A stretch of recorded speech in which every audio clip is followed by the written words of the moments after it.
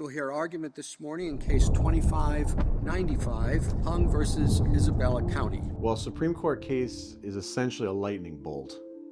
It's a lightning bolt in that very, very few cases from around the country get to be selected by the justices to be heard and decided by them as part of the 70 or so cases they do each year.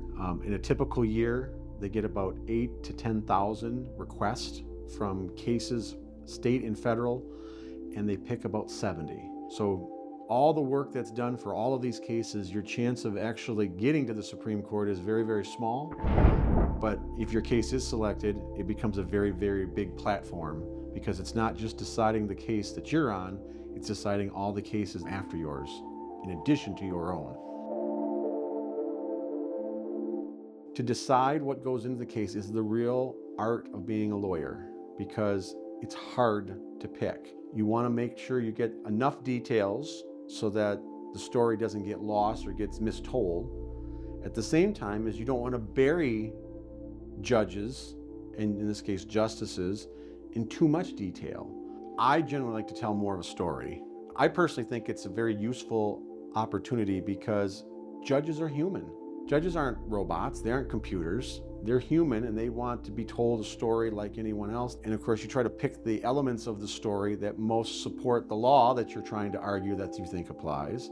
It's a lot of work.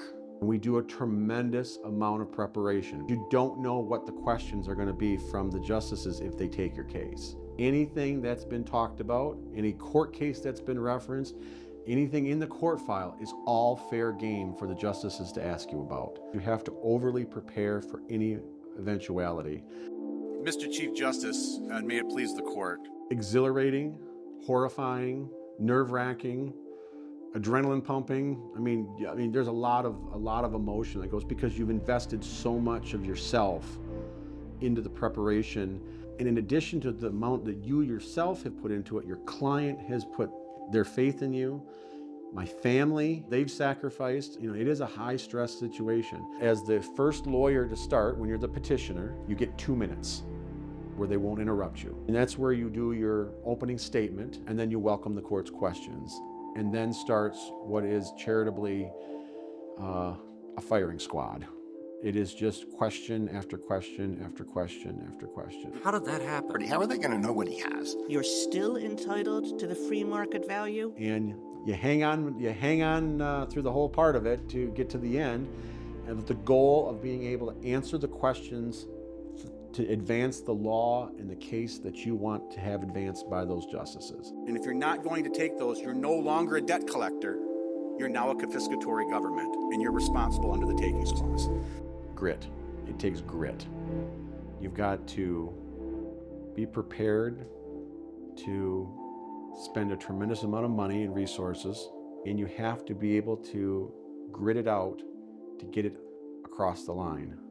And even when the Supreme Court agrees to take your case, so that's the start of a whole second race and a whole second set of work that took a tremendous amount of time and opportunity.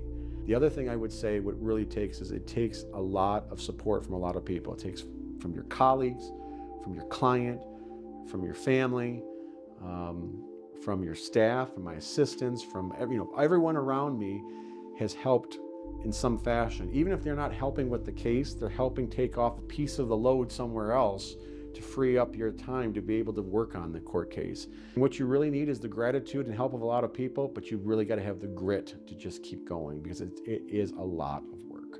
Thank you, counsel. The case is submitted.